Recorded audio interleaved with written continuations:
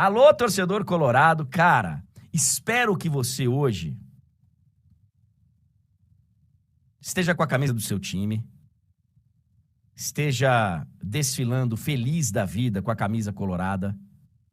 E eu tô falando isso, cara, pensando aqui, né, e torcendo. Será que eu tô fazendo certo? Será que eu tô fazendo certo? Porque eu, por exemplo, não deixo meu filho sair com a camisa do time que ele torce na rua. Por causa do momento que a gente vive, de violência e tal. Mas eu acho que hoje, não sei como é que anda a história de violência por causa de torcida, se tem tido briga no Rio Grande do Sul. Eu realmente não sei como é que tá. Mas eu acho que hoje o torcedor do Grêmio pega leve, tá? Pega leve sempre. Porque é só rivalidade, não é caso de vida ou morte. É só rivalidade. Mas torcedor do Inter, cara, ontem foi de ponta a ponta. Desde a chegada do time, ruas de fogo. Foi um negócio de maluco, cara, o que aconteceu ontem no Beira-Rio, com um recorde de público. Torcedor subindo no ônibus, André. Torcedor subiu no ônibus. Deu 50.479 torcedores. Recorde do novo Beira-Rio, né? O Beira-Rio que foi completamente reformado para a Copa do Mundo. Aliás, um estádio maravilhoso, às margens do Guaíba.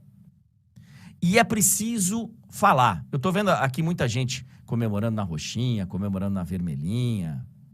É preciso falar. O River, que é o grande time da Argentina hoje, eu acho, né? Sim, sim. Tem sido nas últimas temporadas.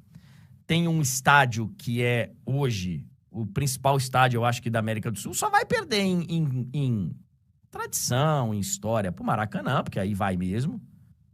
Aí são poucos no mundo que podem bater de frente.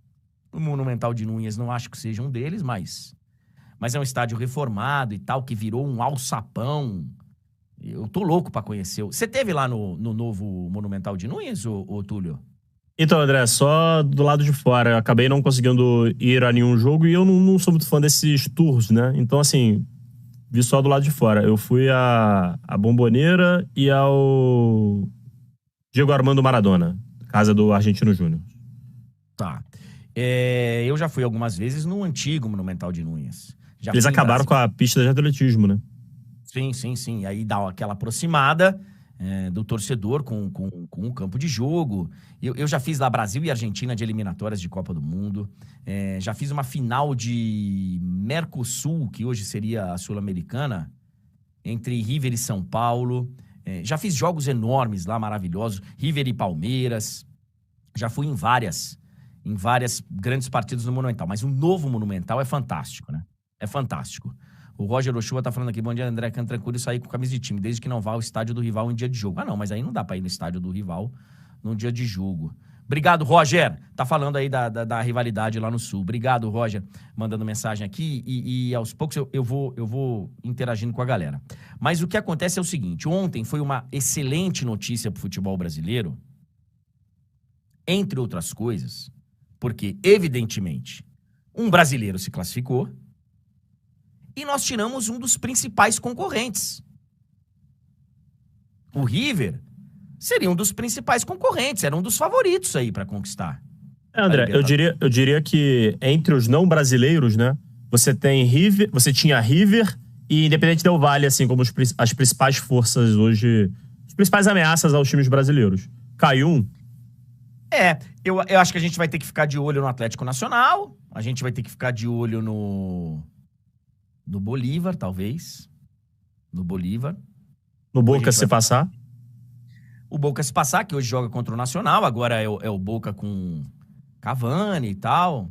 Mas o que o Inter fez com o River Plate, galera do Diário Olé, tá ligada aqui na live? Vocês estão ligados aqui? Um abraço, um saludo especial para todos na Argentina. Mas que sova que vocês tomaram, hein? Por um acaso, o River conseguiu chegar aos pênaltis. Chegou porque é futebol. E porque a arbitragem também teve um pênalti claríssimo não marcado.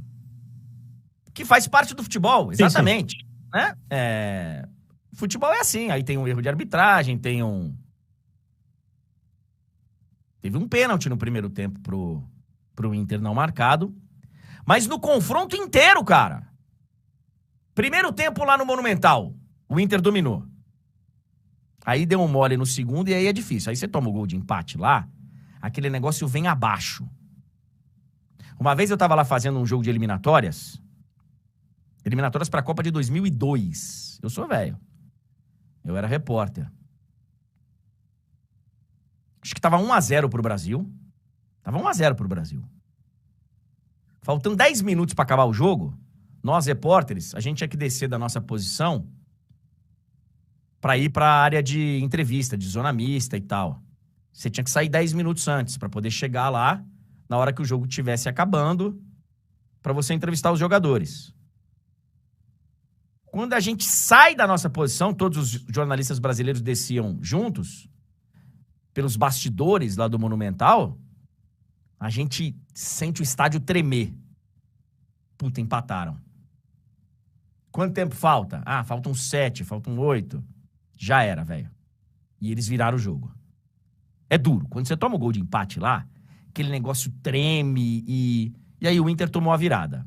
Mas ontem, o Inter amassou o River. E o River se reforçou bastante, tá?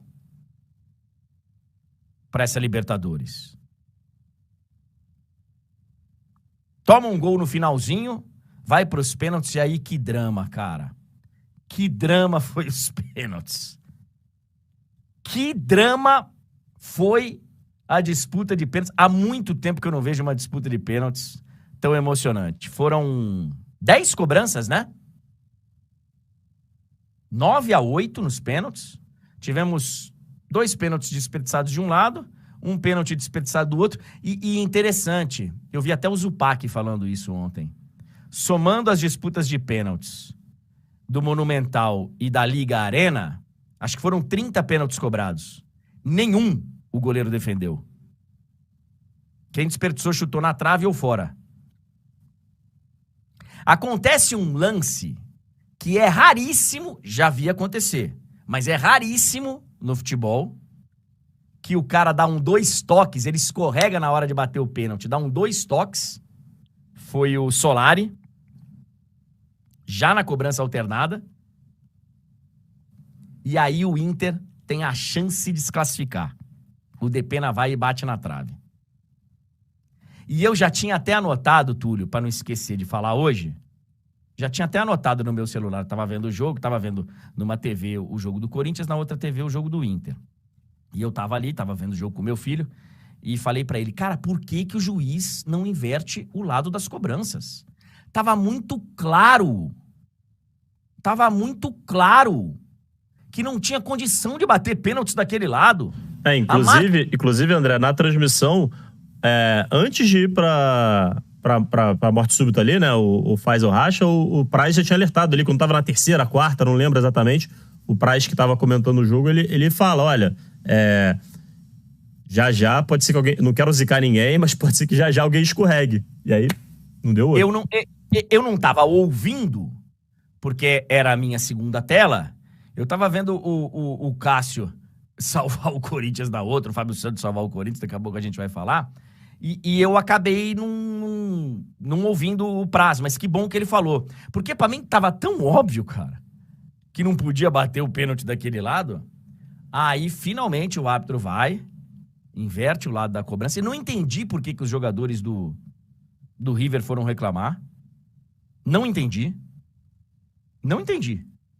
Então, André, eu não reparei como é que tava ali a disposição de torcida, não sei de cabeça como é que é no Beira-Rio. Não sei se esse outro lado só tinha a torcida do Inter, por exemplo, não sei se era isso, entendeu? Não sei, mas é uma possibilidade, né, de reclamação.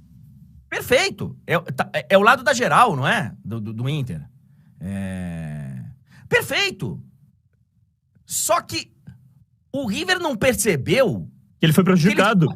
Eles quase perderam uma Libertadores porque o cara escorregou. É loucura mesmo reclamar. Acho que faltou inteligência. Ou então o cara prefere bater no lado. Ah, não, mas ali tá minha torcida. Tá bom, então vai, escorrega e...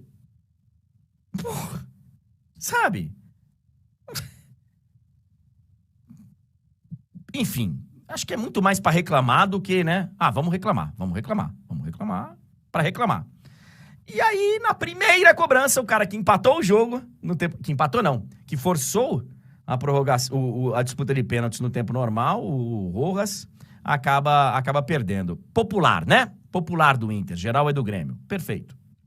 Peço perdão aos meus amigos colorados aí e gremistas também, que a rivalidade ela tem que ser respeitada mesmo. E André, assim, e você tava falando aí do jogo e tudo mais, cara, e o Inter poderia ter tranquilamente vencido com mais facilidade, sabe? Perde 2 gols, assim, em 2 lances que foi marcado impedimento, mas não tinha impedimento, né? Pelo menos um eu tenho certeza, o outro eu fico na dúvida ali do Valência, mas eu acho também que ele tinha posição legal. Mas o do Alan Patrick, ele com certeza tinha posição legal e perdeu. Foi um grande jogo do Inter. Eu acho que isso precisa ser pontuado também. O Inter, de fato, deu uma bela de uma amassada num dos favoritos a ganhar a Libertadores. E agora tem um adversário que a gente sabe que tem a arma da altitude, mas é mais fraco tecnicamente do que o Inter. Então, assim, o Inter vai forte aí pra buscar essa semifinal. E claro que a noite terminou com um herói, que foi o Rocher, o goleiro uruguaio, uma grande contratação do Inter. O cara que chegou pra ser ídolo, né? Logo de cara ele já meteu a cobrança, ele falou, opa, o cara perdeu, agora vou eu. Porque ele teria que bater ou naquela ou na seguinte. E essa é uma malandragem também, né? Porque o cara desperdiçou, o goleiro já tá ali perto, fala, não, já desperdiçou, então daqui a bola que se eu perder eu continuo vivo. Já me dá aqui que eu já bato essa. E já, cara, e aí as luzes se apagaram, os refletores se apagaram no Beira-Rio, foi aquele show de luzes, muito legal, muito legal. Parabéns ao Internacional que se mantém vivíssimo na luta pelo título e tira um grande concorrente para o futebol brasileiro. A gente teve mais cedo no Maracanã, com mais de 60 mil pagantes, o Fluminense se classificando, e o Fluminense ele tinha empatado o jogo da ida, né?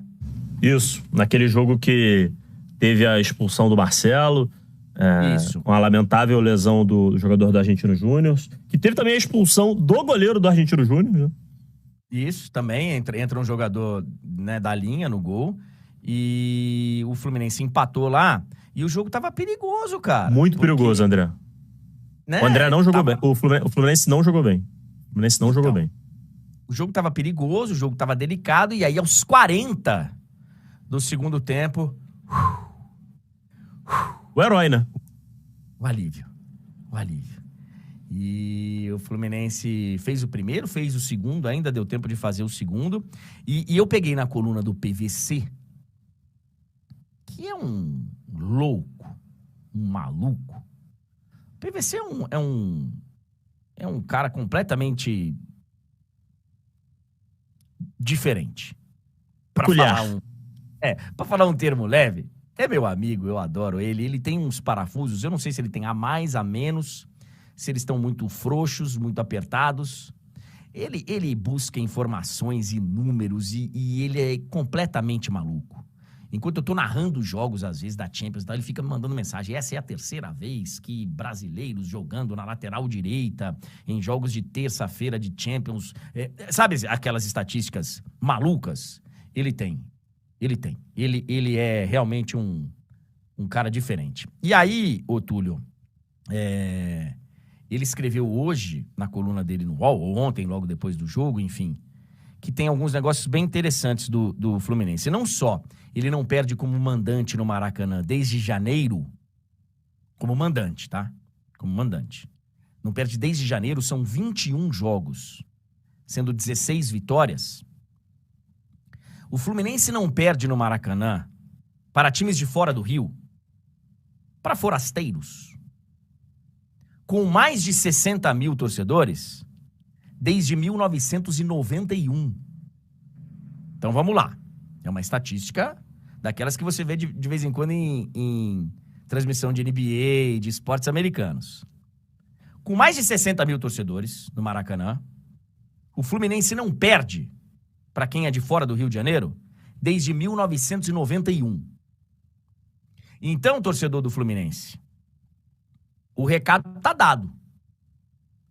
Colocou mais de 60 mil, o Fluminense vai fazer a parte dele em casa, no Maracanã, contra times de fora. Eu acho que agora o Fluminense... Eu não sei se o Fluminense vai torcer pro Flamengo passar ou pro Olímpia passar. Eu não sei. O Flamengo venceu por 1-0, né? O jogo da ida. Vamos ver. Vamos ver como é que vai ser essa volta do Flamengo contra o Olímpia. Mas grande classificação do Fluminense. E, André, só pontuando outra coisa sobre o jogo que foi... tivemos 2 lances polêmicos, né? O Argentino Júnior reclamou muito de um pênalti, que eu acho muito discutível. Eu acho aquele tipo de lance que se o árbitro marca no campo, o VAR não se mete, e o árbitro não marcou, o VAR também não se mete, enfim. Mas o André, seu xará, na minha opinião, deveria ter sido expulso. Por mais que o jogador... Você vai falar, o torcedor do Fluminense talvez vá argumentar, né? O jogador do Argentino Júnior era baixinho e ainda se abaixou. Beleza. Mas o André levanta o pé bastante e ele vai com a trava. Ele vai com a trava. Ele não é aquele toque de leve que você tá, de fato, tentando dar um tapa na bola. Ele vai com as travas. Então, assim, eu acho que o Fluminense, nesse sentido, saiu no lucro, deu sorte. A arbitragem não foi correta naquele momento. E aí ainda se safou de perder o André, né? Porque poderia ter o desfalque, mesmo que passasse, né, com uma eventual expulsão, perderia o André pro primeiro jogo das quartas. Não vai perder, né? Por conta desse erro do VAR e do árbitro de campo. Eu vi aqui alguns comentários, eu fico aqui fazendo os meus comentários e de olho na galera. Tem muita gente que fica provocando, falando também, nunca coloca mais de 60 mil pagantes e tal. Coloca sim. Já tivemos vários jogos. O PVC, inclusive, coloca o número de jogos lá. Nesse período, o Maracanã esteve em reforma e tal, mas tiveram vários jogos. E teve um aqui que lembrou, mas e contra a LDU? O Fluminense ganhou o jogo contra a LDU. A galera esquece, né? O Fluminense meteu 3-3 do Thiago Neves. Não foi isso? Ou eu tô errado? Certíssimo. Foi 3-1. E aí, nos pênaltis, o Fluminense perdeu. Mas eu só queria... André, desculpa, só corrigindo aqui, o Matheus Oliveira disse que vai perder o André do mesmo jeito porque ele tava pendurado. Vou confirmar aqui a informação, então, mas o Matheus Oliveira tá falando aqui. Então, nesse sentido, não adiantou muito, não. Bom, mas poderia... Mas aí tira o amarelo, aí fica mais perto da suspensão seguinte, né? Eu, inclusive, tô suspenso para a próxima rodada, porque ontem eu tomei o amarelo, ontem eu também deveria ter sido expulso no campeonato interno. Empatamos o jogo 1-1, eu tomei um amarelo logo no começo do jogo, meti a mão numa bola lá na frente. Lá na frente, os caras estavam saindo jogando, eu meti uma mão numa bola, tomei um amarelo bobo, e depois tive que dar uma chegada um pouco mais... O juiz aliviou. Eu tô suspenso da próxima rodada do campeonato que eu jogo lá no clube.